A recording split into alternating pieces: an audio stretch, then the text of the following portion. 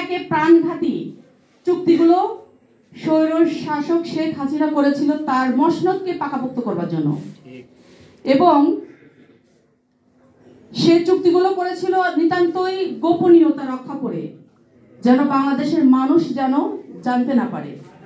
এবং আদানি, আপনারা জানেন যে 5 তারিখের পরে আদানি বারবার এই সরকারকে তাগাদা দিচ্ছে টাকার জন্য।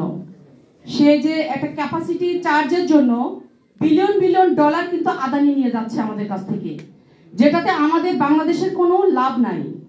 লাভ যতটুকু পাচ্ছে আদানি নিজে পাবে, আর যদি লস হয় সেটা বাংলাদেশকে দিতে হবে। মানে এই যে অসম চুক্তি, মানে এটা শুধু বাংলাদেশকে মানে মানে নিম্ন থেকে নিম্নে আমাদেরকে নিয়ে গিয়েছে। আমরা যদি সেনাবাহিনীর দিকে তাকাই, সেখানে আমরা জানি যে একটি অসম চুক্তি বাস্তবায়ন হয়েছে, সেটাও আমরা আসলে কিভাবে পরিত্রাণ পাবো জানি না।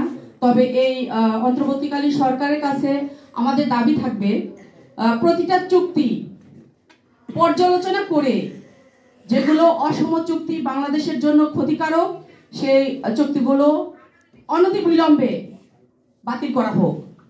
এবং বাংলাদেশ ভারতের যে সম্পর্কটা আসলে 5 তারিখের পরে যদি আমরা দাঁড়াই দেখি, আপনারা জানেন যে সে আগরতলা আমাদের যে সহকারী হাই কমিশনে সেখানে আগুন ধরিয়ে দিয়েছিল, এবং বাংলাদেশের পতাকাকে নামিয়ে তারা মানে ওখানে লাথি দিয়েছে সেখানে। মানে এটা আমাদের বাংলাদেশের সার্বভৌমত্ব থেকে কতটা মানে অপমানজনক আমাদের জন্য, এটা মেনে নেওয়া আসলে এগুলো বলে শেষ করার মতো নয়। একে একে তারা, আপনারা দেখেন যে সীমান্তগুলোতে অরক্ষিত, এবং কিভাবে ভারত তার পোষ্য দোসরকে মানে বাংলাদেশে আবারও এস্টাবলিশ করবার জন্য একে একে কিন্তু আমাদের বাংলাদেশের বিরুদ্ধে কিন্তু তার ষড়যন্ত্র কিন্তু থেমে নাই। আজকে কিন্তু এই সীমান্তগুলোতে আমাদের প্রতিদিন কিন্তু সেই ফেলানি থেকে শুরু হয়েছে, সেই যে আমাদের সীমান্তগুলোতে যে প্রাণ যাচ্ছে মানুষের, আমাদের নিরাপরাধ মানুষের, সাধারণ মানুষের, সেখানে আমরা দেখেছি এই স্বৈর শাসক শেখ হাসিনা কখনো প্রতিবাদ করে নাই যে একে একে যে প্রাণগুলো যাচ্ছে। এবং বর্তমানেও কিন্তু এই ভারত কিন্তু আবারও সেই গন্ডগোল বাঁধিয়ে দিয়ে আবারও কিন্তু মানুষের প্রাণ নিচ্ছে। প্রতিদিন আপনারা সে খবর পাচ্ছেন, মিডিয়াতে আসছে। আসলে এই ভারত আমাদের কাছ থেকে যা পেয়েছে, আসলে শেখ হাসিনা সেই বক্তব্যটাই আমাদের তুলে ধরতে হয়। শেখ হাসিনা একবার আবেগ আপ্লুত ভাবে বলেছিলেন যে ভারতকে আমরা যা দিয়েছি ভারত তার ঋণ কোনোদিন শোধ করতে পারবে না।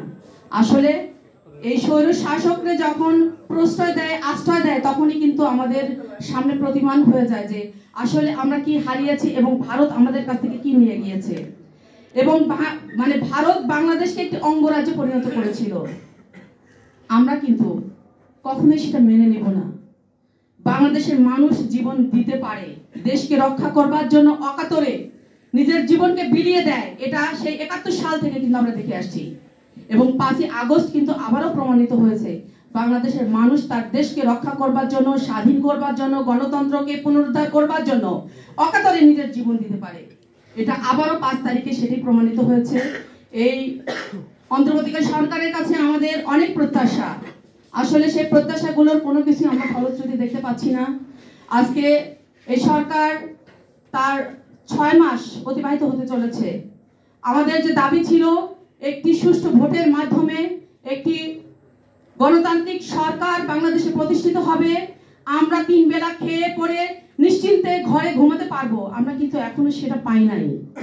আমরা চাই, দেশটা কিন্তু বিশৃঙ্খল সৃষ্টি হয়ে গিয়েছে। হাসিনা কিন্তু বিভিন্নভাবে তাদের ভারতে বসে ভারতের সহযোগিতা নিয়ে আমাদের দেশটাকে বিক্ষিপ্ত করে ফেলেছে। ষড়যন্ত্রের শেষ নাই। এই সরকার যত দ্রুত নির্বাচন দিবেন তত তাড়াতাড়ি তারা ভালো থাকবেন, এবং গণতান্ত্রিক সরকারের অধীনে দেশ যতটা নিরাপদ থাকে, এর চেয়ে সুষ্ঠু সুন্দর আর কোনো ব্যবস্থা হতে পারে না কোনো দেশের জন্য। সকলকে অসংখ্য ধন্যবাদ।